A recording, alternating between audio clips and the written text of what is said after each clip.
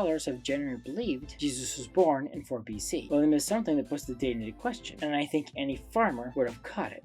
We know King Herod died when Jesus was young, so we can help narrow down Jesus' birth year by figuring out when Herod died. Josephus says there was a lunar eclipse shortly before Herod's death. The 4 BC date goes all the way back to Johannes Kepler. He used the eclipse to calculate the year of Herod's death to 4 BC. There are issues with the 4 BC date, however. There's a detail that I've never seen mentioned that may help us. Josephus accounts that between the time of the eclipse and Herod's death, he tries to commit suicide with a knife he was using to pare an apple. The eclipse that the scholars propose for the 4 BC date of Herod's death is in March. What's the issue? The apple. In the northern hemisphere, apples ripen from August until November and only last a month maximum. So, what eclipse happens in that time frame? September 15th, 5 BC, January 10th, 1 BC, and October 29th, 3 AD. We all know that vampires and zombies aren't actually real, but one may actually exist. But that's ghosts.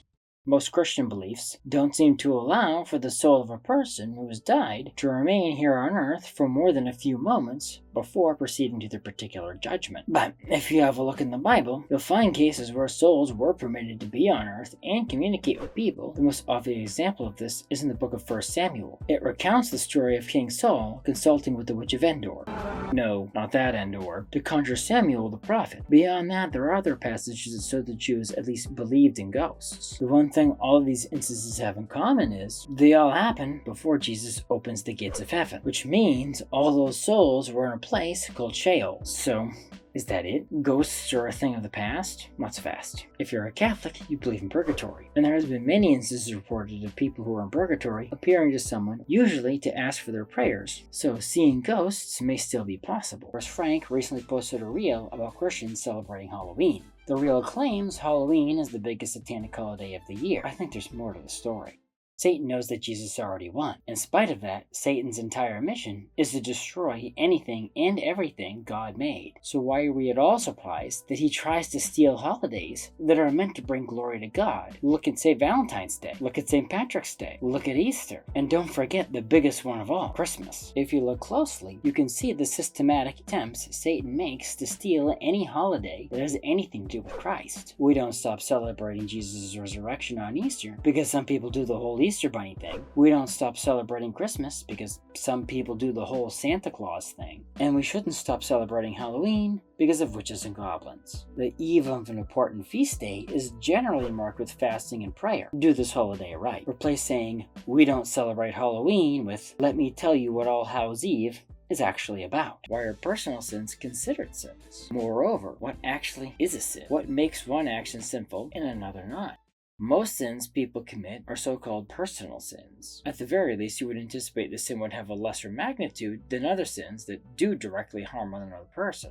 It's not always the case. For instance, so-called white lies, which are usually done under the guise of protecting someone, do actually harm the other person. In spite of that harm, the sin is called a white lie because it's a small sin with a small magnitude. Contrast that with a personal sin that we'll just call pumping your own gas. Pumping your own gas hurts only you. However, the Catholic Church says it's a mortal sin. All sin, whether it's a personal one or one that directly harms others, always harms God by going contrary to God's intended order. That right there is what a sin is. Something that separates you from God. A word that's been thrown a lot is the word synodality. However, it's been really hard to figure out what it actually is. But what is it?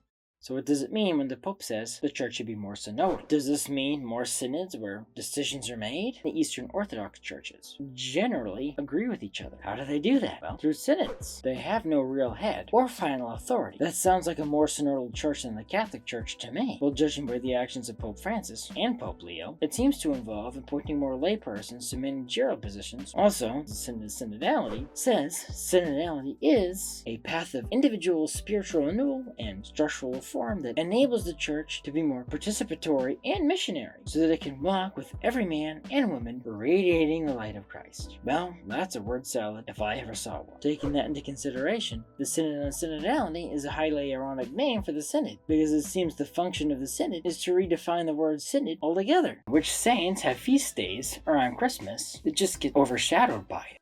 On the 24th of December, we actually have two saints I'd like to mention. That's Adam and Eve. Yes, the Adam and Eve from the beginning of the book of Genesis. I don't think their lives need much discussion, since I'm pretty certain you're already familiar with who they are and what they did. However, considering they caused the fall of man, it does come of a bit of surprise to some that they are considered saints in the Catholic Church. They're often overlooked feast day. Not surprisingly, they are the patron saints of tailors, since they are the first humans to make clothing. Skipping the 25th for obvious reasons, and moving on to December 26th, we have Saint Stephen the Martyr. He was well known in the Bible, even though he only appears briefly, because he was the first Christian martyr, martyred in Acts 7:54 to 60 by stoning. He's the patron saint of deacons and people who suffer from headaches because of the manner of his martyrdom.